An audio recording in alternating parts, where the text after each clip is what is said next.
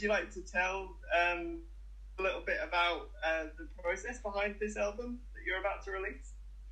Sure, yeah. Well, it's been 2 years in the making, and it started back in 2019. That's when the writing process started, anyway. And then I Yeah. spent most of lockdown actually taking the songs to the studio and recording them. And I was actually hoping to release last year, but then obviously COVID hit, and the world was plunged into chaos, and I decided to delay it. But that actually helped me a great deal because during 2020 I was trying to build my mental health back up again, and I actually spent a large proportion of last year and the beginning of this year, going to going to therapy and doing lots of personal reflection and that sort of thing, and that kind of offered a new sense of direction when it came to the songs, and I was able to revisit them and kind of change and polish things that I hadn't previously thought about before. So actually, I think it was a bit of a blessing in disguise. But overall, it's been a really beautiful therapeutic experience. I think it's been, as far as music is concerned, it's definitely been my favourite project that I've taken on. It's been really, really lovely. Yeah, I was about to say it must be quite, therapeutic, being so honest about experiences that, you've been through, and being able to put those in lyrics that, well, definitely for me at least, definitely stick around in your mind for a long time. Yeah. It must be quite a fulfilling process. It is, yeah, and sometimes if you feel like you're struggling to express yourself, you can sit down at a piano or pick up a guitar and start playing and start writing lyrics and start singing, and you find that actually what you've been wanting to say for a long time hasn't been coming out in a conversation, but it's coming out, through the notes and the melodies that you're producing.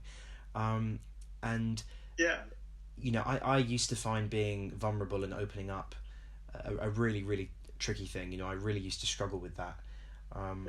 But I guess thanks to music and thanks to the people around me, I'm able to do that a lot easier now, which is a relief. Do you compose your music as well, or is it just the lyrics? I do, yes. Yeah, what I tend to do first is... Yeah, wow. Yeah, I tend to sit down at a piano or pick up a guitar and experiment, and typically the melody that I produce will evoke a kind of atmosphere, and then from there the lyrics will be inspired. Very occasionally, a lyric will pop into my head, or I'll just be on my phone just jotting down random phrases or little ideas that have popped into my head. So very occasionally, a lyrical idea might come first, but I'd say 99.9% of the time it's always music orientated, and that's the first thing that happens. Yeah, that's really interesting. I mean, do you have any particular... I mean, I think I've heard you speak about this on social media before, but do you have any particular influences that inspire the music that you create? Yeah, I mean, I guess musically I'm very inspired by, particularly on this album, I've been very inspired by artists like Queen, Panic at the Disco, and Keane. They've kind of Great choices. Yeah, no, they've kind of got a very larger than life, uplifting, sort of explosive sound, and that's definitely something that I really like to explore in my music, particularly with these songs, because I'd like to think that the songs are very hopeful and full of honesty, and musically those artists have really helped me kind of experiment and branch out and explore new sounds that I haven't done before. Yeah. And would you say there's a particular sound that you want, like a sort of maybe genre that you might have ventured into this time that you haven't done before?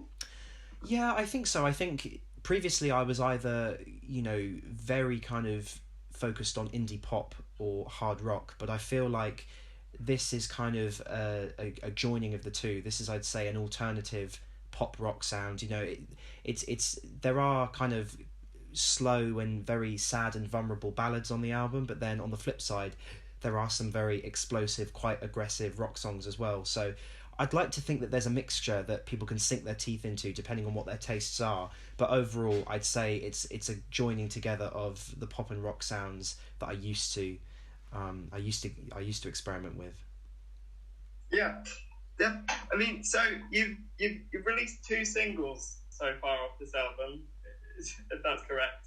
I listened to them both today, but Tornado, I think I heard for the first time, and I did think it was really interesting because it was a very vulnerable song lyrics wise, but musically it was quite an uplifting tune, I think. So, I thought that was a really interesting mix.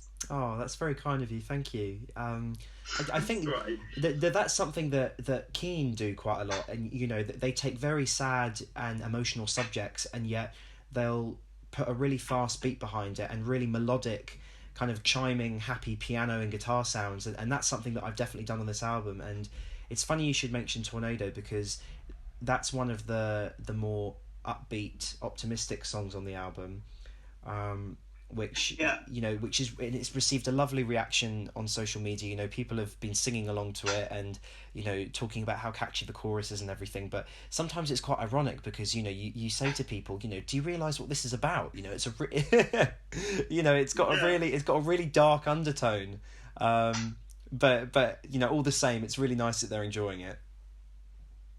Yeah, no, definitely. I mean, I was really struck by it, but I was also particularly struck by your other single, Another Lonely Dream, just because I don't really know how to describe it, but it just had this real epic scale to it that sort of blows you away, particularly the first time you listen to it. Oh. And it was.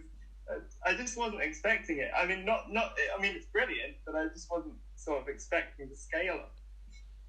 Oh, thank you. Yeah, I guess it's quite orchestral in sound, that one, and Another Lonely Dream is actually the first song that opens the album. It opens in a very dark, melancholic, miserable place, and I wrote that song and recorded it on probably my worst day that I had in 2019. I was just so overcome with anxiety and depression, and felt like I didn't know how I could go on. That song is I'm really glad that you like it, and it struck you in that way because I wanted it to have that kind of shock factor, and then as the album goes on, things can only get better and things only get lighter, and as the story progresses, you get more lighter, upbeat songs like Tornado. Yeah. Oh no, that's really interesting because that's something that I only realised recently, that artists deliberately do their track listing and make it sound more like a story. So would you say that there's maybe a song on the album that's a particular highlight for you that hasn't been released as a single that people will only listen to if they listen to the album? Yeah, I think there is, and it's funny because it's actually the last song on the album. It's called Blood Red Butterflies, and it's I guess about self-love and acceptance, and when the album finishes it kind of comes full circle. Throughout the therapy process I was learning to understand myself and kind of love myself again after everything that happened, and Blood Red Butterflies is about that wake up moment where that happens and you look back over everything that you've been through and you think to yourself, my God, I've actually come on such a long journey, but this is where I'm at now. It's got a very kind of fast, relentless energy inspired by an American band called The War on Drugs. They produce these really fast, upbeat songs that you can almost, those kind of songs that you listen to when you're in a car and you feel like you've got so much energy and the world is just laid out before you. Oh yeah, definitely, yeah. Yeah, those lovely, car rides that you have where people are just blaring music and singing at the top of their lungs. I'm hoping it's going to be one of those songs that people do that with. I mean, it's similar to Tornado, I guess, but I'm very excited to play it live as well. Really, really excited. Oh, that's the thing also, that you've already done some shows in service of this album. So what would you say the atmosphere's been like so far? Because I'd say also that you sort of knew that it was going to be special because nobody's been able to do anything like this in such a long time because of coronavirus. So yeah, it must have been really special. It's been really special, yeah. Not only because live music and, well, just live performing in general is coming back, but because I had this new album waiting in the wings. It was nice that live music was returning, and at the same time I had this new album to unleash as well. So everything has kind of felt like a fresh start, which has been really, really nice. And being able to stand on a stage again has just been so lovely. I mean, you're a creative person, so you'll know how this feels. I think everybody who has a creative project lined up, or anybody who, engages with the arts has really been affected by COVID. I'd say people in hospitality, people in healthcare, and artistic people in particular have been really, really hit. But it's so lovely that it's returning and opening up again. Yeah. I mean, like you say, I think maybe my version of that is getting to do the radio, like doing this show. Talking to an audience every week is like, it's like talking to friends. Even though when you're a radio host, they're never really in the room, but you still get a similar sort of rush from interacting with that audience and knowing that you're making a difference to their listening experience. Yeah, there's a really lovely kind of communal feeling about it. It's really, really lovely. Yeah, definitely. So is there like a particular message of hope, well, sort of a particular message that you'd hope that people take away from the story that is this album? It's called How Not to Fall Apart. I realise that we haven't mentioned that yet, but yes, and it will be out hopefully by the time I play this interview. So is there anything you'd hope that someone would take away from listening to it? I think, it's a very personal album in the sense that I'm talking about all of my experiences with anxiety and depression and grief and everything that happened in 2019, but there is kind of a universal undertone as well. So I think the most important message that I would want people to take away from it is to never feel like they're alone. A lot of the time in mental health education, there is this message to just talk to someone, just open up, and sometimes that can be very, very difficult for some people. And sometimes all people need to hear is that actually, there is no pressure to talk, but there are people there to listen to you, if you do want to open up. And also, I think, in addition to that, you can get better. That I'd say is the strongest message, because, I felt for such a long time, I felt like I wasn't going to get better, and I didn't want to get better. But actually, it took a very, very long time, and I'm so glad that I took the steps that were needed. Going to therapy, and engaging in self-reflection and looking after myself, doing lots of meditation, nature walks, that sort of thing. There are alternatives for people out there who are struggling. So I guess if there's anything to take away from this album, it's to never feel on your own, and things will get better. Well, that's really inspiring, because I would say that all you're mentioning all this stuff on your social media as well at the moment, and it's made me think. It's made me think. It's made me look at the wider picture of my life and think, well, I mean, am I really happy? And if I don't feel like I am, is there anything I can do to make myself feel better? So yeah, you definitely made me start to think about that process. So thank you for that. Oh no, that's so wonderful to hear. That's really, really lovely.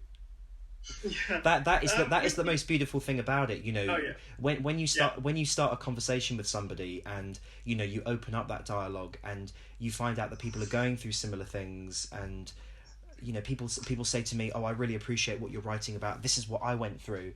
I find that so fascinating, because people don't talk about it enough, and it really is. It's a really lovely experience.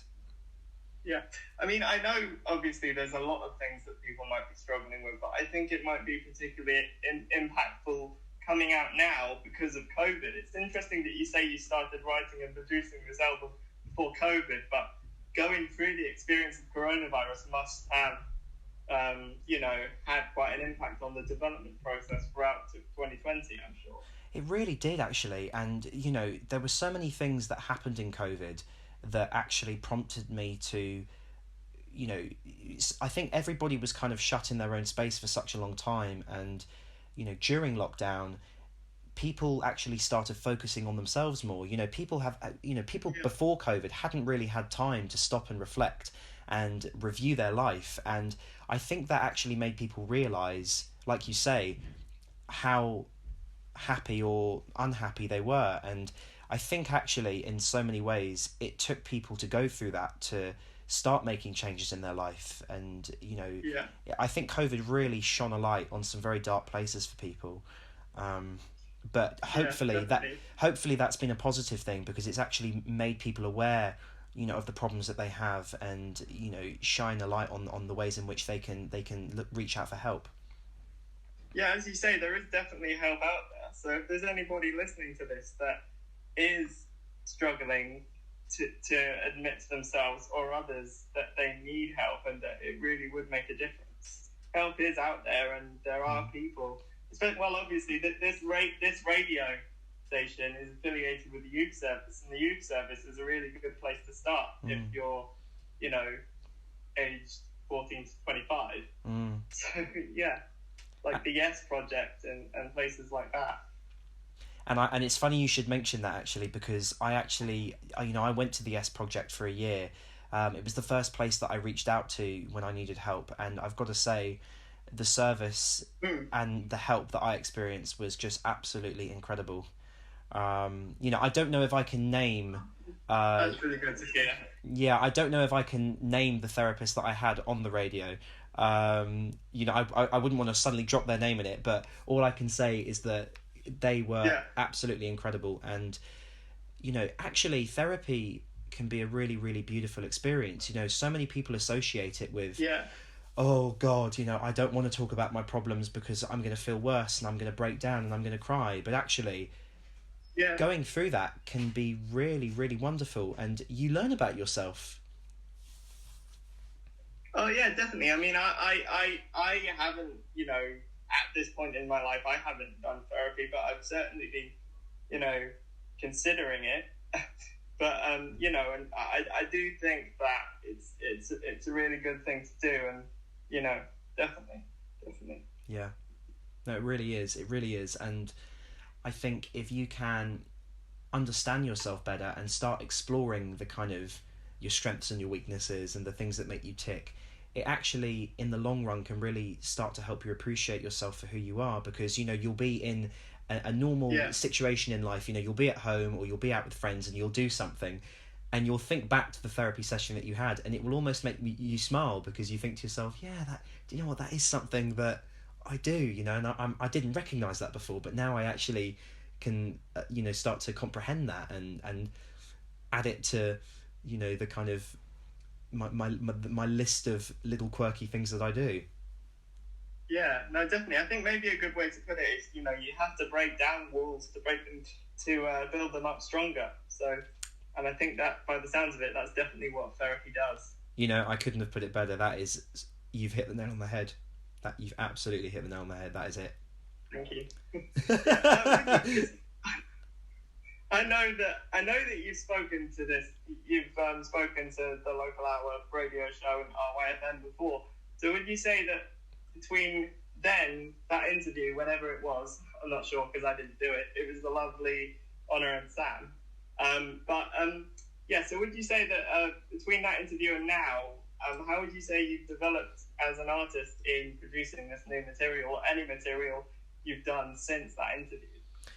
I think I've been able to become more vulnerable, actually, because I hadn't spoken as openly beforehand. And I remember when I was interviewed by Honor and Sam, we were talking about someone up there's got something against me, which is the first time I've actually really publicly spoken about my mental health and really gone into detail with a lot of depth.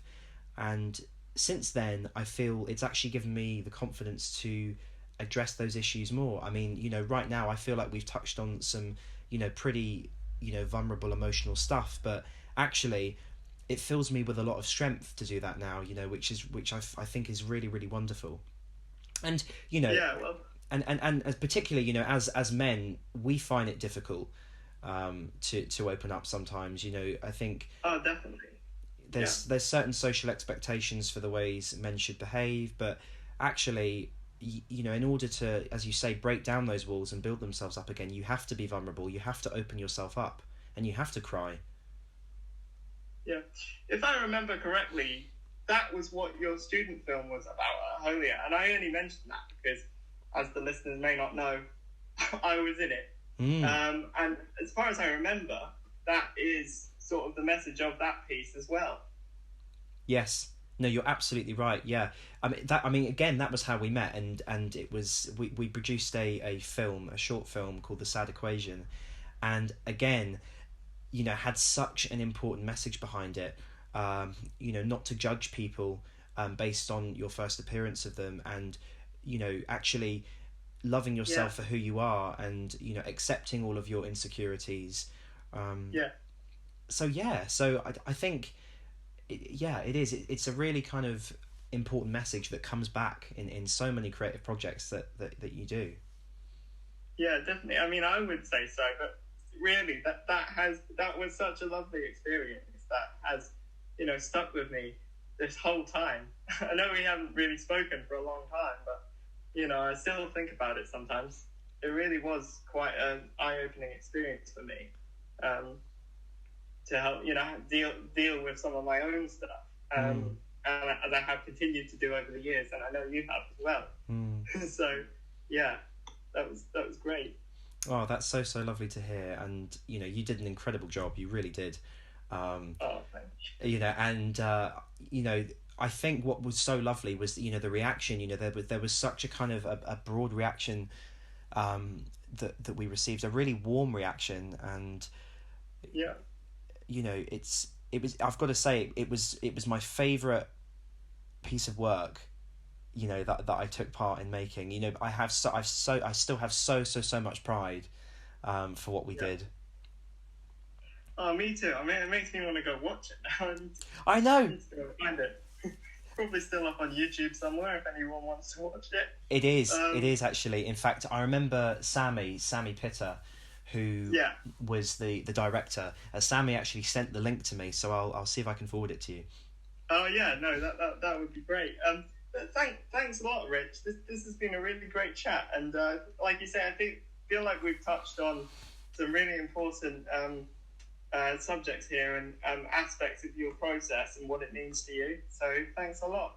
Thank you. No, thank you so much. You've been amazing, and you've asked some really, really, really honest and really kind of heartwarming questions. So I really, really appreciate it. Thank you.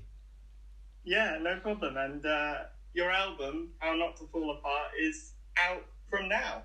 So yes, please everyone go listen to it. Rich is on Spotify. All of his content is on there, including his new album now. So please go and listen, as I know you'd appreciate it. Thank you. Thank you. I hope you enjoy.